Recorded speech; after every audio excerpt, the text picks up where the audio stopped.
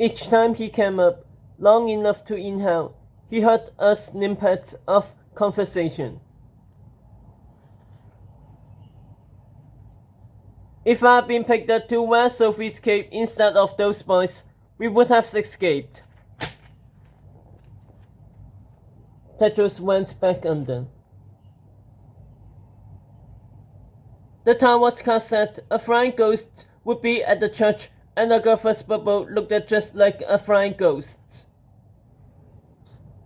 Backwater. If we had only made a run for it when I told us to. Back under.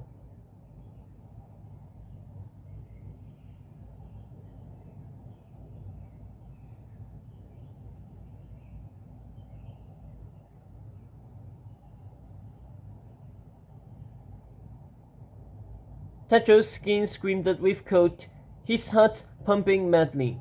His breaths grew shallower and shallower, his brain shut down like a closing door. He could see King Arthur's statue above the mold-colored surface, reflected and hazy, a stone Excalibur clasped in his folded hands. But now Arthur was bending towards the water, leering through empty sockets, which clouded with maggots and worms. Tedros dog paddled backwards, but his father chased him, the statue coming alive, as if the king had at last learned who had caved out his eyes, as if he had discovered his son's cowardly betrayal. Flailing backwards, Tedros slammed against the wall, out of breath, flattened like a starfish as his father came swimming, his sword pointed at Tedros' heart.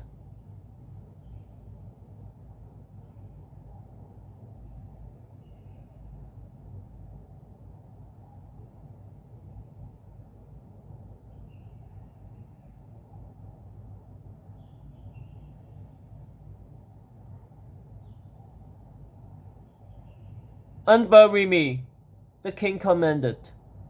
Tedros crashed through the surface of the pool, spraying water and heaving for breath.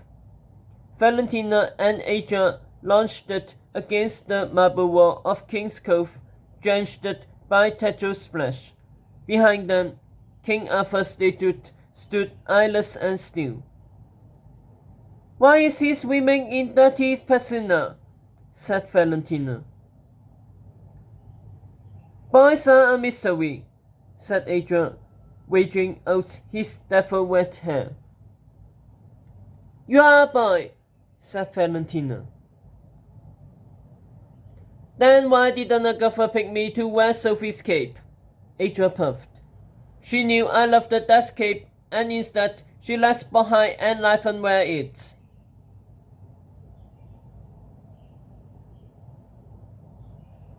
"Oh, give up on that damn cape, will you?" a new voice said. Tedros turned to see William and Borden against the opposite wall, both in muddy, grass-stained shirts. "We've been here for hours with no food or water or anything, and all you can talk about is a cape," said Borden. "You should be worrying about getting out of here before we die." "Then stop all this jabbering and help us find a way out," said Professor Dofey's voice. Tedros refolded to see the Dean and Nicola at the stone door to King's Cove. Nicola was picking the lock with her hairpin, while Dofey tried shooting spells repeatedly across the molding of the door, only to see the spells extinguish mid-air.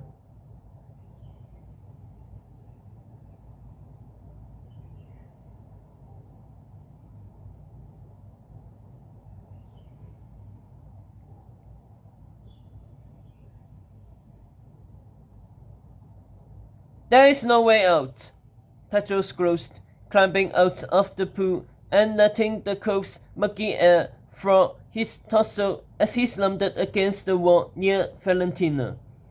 "That puts a shield against magic in this room to get rid of the fairies after Merlin left. Plus, why do you think they moved the desk here now that the dungeons are smashed in?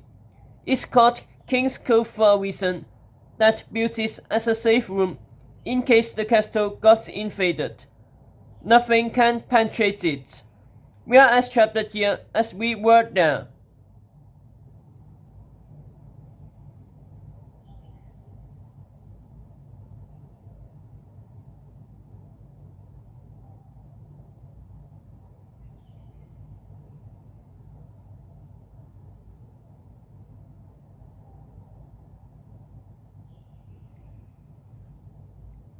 At least it's the only room in the castle one hasn't remade into a tribute to himself, said William.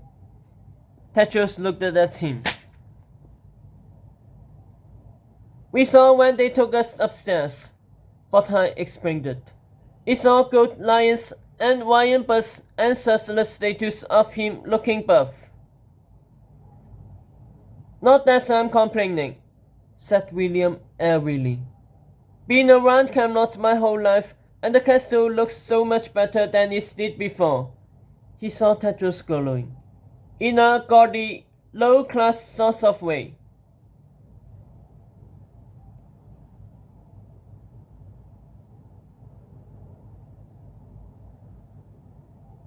Tetros wiggled a hand through his soft-coated hair. Probably left this room alone since no one will see it. Everything that's picked us is for show. He rubbed at the bruises on his muscles, stomach and chest, then noticed that Adria, Valentina, William, and Borden watching him intensely. What? Tetros said. Nothing. All four chorused, looking away. Tetros puts his search back on. Meanwhile, Dofei and Nicola had resumed their assault on the door.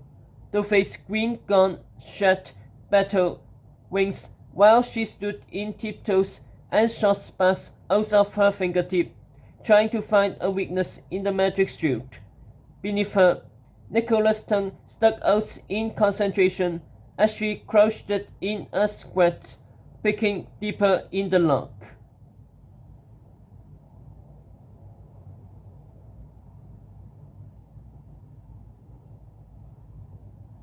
I lived in this castle. Don't you think I'll know if there was a way out? Tetros hunted. Was you also the one who said good never gives up? That's good always win? Nicola beats back. When did I say that? Tetros scoffed.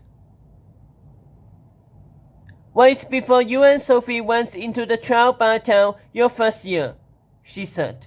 Check your fairy tale. Tetros frowned. Should have seen her in class, Dofei murmured. But now, Tetros was thinking about that moment when he and Sophie went into the trial together. At the time, he had thought that the trial was the biggest test he had ever faced, that Sophie was his true love, that good would always win.